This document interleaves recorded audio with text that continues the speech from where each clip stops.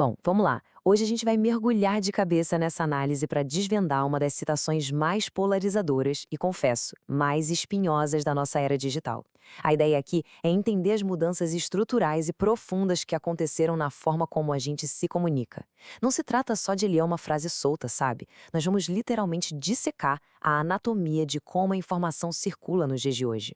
E a gente já começa com essa provocação enorme, um verdadeiro soco no estômago, do filósofo e escritor italiano Umberto Eco. É aquele tipo de afirmação que, no exato segundo em que foi dita, já deixou todo mundo na internet na defensiva, né? Foi o estopim para debates acalorados sobre o que é democratização e o que é puro elitismo intelectual. O que nos leva, claro, à grande pergunta de US$ 1 milhão que a gente precisa explorar hoje.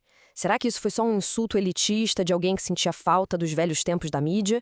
Ou foi, na verdade, um aviso genial e visionário sobre o ambiente em que a gente vive agora? Para descobrir isso, a gente vai precisar deixar a emoção um pouquinho de lado e olhar para os fatos. Então, para descascar a primeira camada dessa cebola, a gente precisa neutralizar a ofensa. Vão entender a palavra ignorante exatamente do jeito que o Eco pensou. Olha só, não é um xingamento ou um ataque ao caráter de ninguém, tá? Ele estava falando de uma falta de preparo. Aquele cenário clássico onde pessoas que caíram de paraquedas em um assunto começam a opinar com uma certeza absoluta. O foco dele era no desconhecimento técnico mesmo, e não necessariamente alguma má-fé. Ponto 1. O fim dos intermediários e a quebra de filtros. Pensa bem, a mudança tectônica pela qual a gente passou é um absurdo de tão profunda. A gente saiu de um mundo onde grandes instituições filtravam tudo que era dito e entramos num mundo totalmente horizontal. Hoje, um especialista que passou décadas estudando um vírus, por exemplo, disputa exatamente o mesmo espaço de atenção que um meme super engraçado ou uma conta anônima.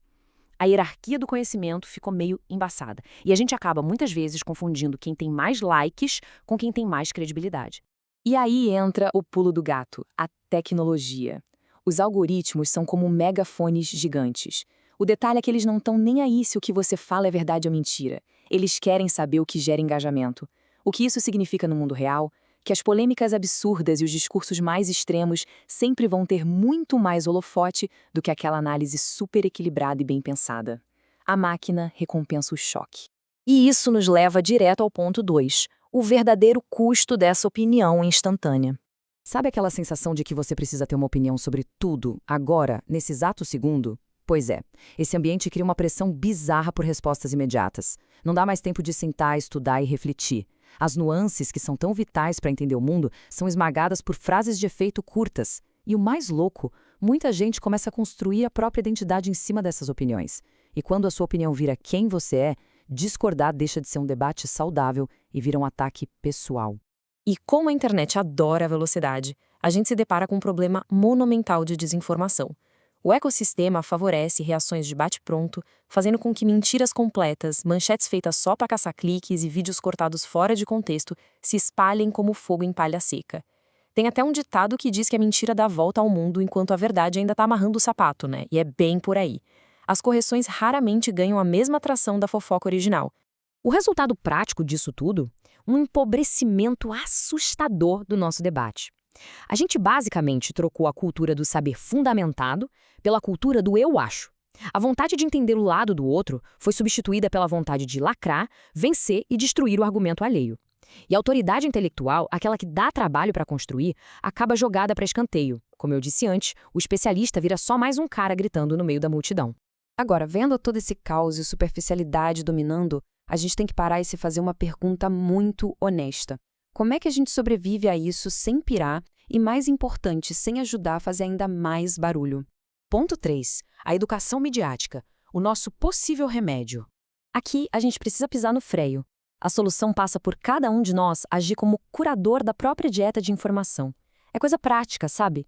Checar de onde veio a notícia, treinar o cérebro para separar o que é um fato comprovado do que é pura manipulação emocional. E, acima de absolutamente tudo, desacelerar. Dar aquele respiro profundo antes de clicar no botão de compartilhar. É trocar a certeza agressiva e cega pela dúvida honesta. 4. O verdadeiro alvo. O alerta do Eco. E olha que genial, quando a gente olha de perto, o Eco não estava só apontando o dedo para aquela galera lá. Ele deixa claro que ter liberdade para falar não significa que o que está sendo dito tem qualidade. A rede lucra com barraco, então ela incentiva uma ignorância performática. O verdadeiro vilão da história é como as plataformas decidem organizar e monetizar a nossa atenção. Então presta atenção. Qualquer um de nós pode cair nessa armadilha de achar que sabe tudo. O alerta é para todo mundo, sem exceção. Claro, a gente também precisa ser justo e reconhecer o limite dessa frase. Ela é uma generalização bem pesada e feita justamente para cutucar. Essas plataformas são uma faca de dois gumes. O mesmo espaço que dá palco para o ruído também democratizou a ciência, o bom jornalismo e um mar de conhecimento incrível para quem quiser buscar.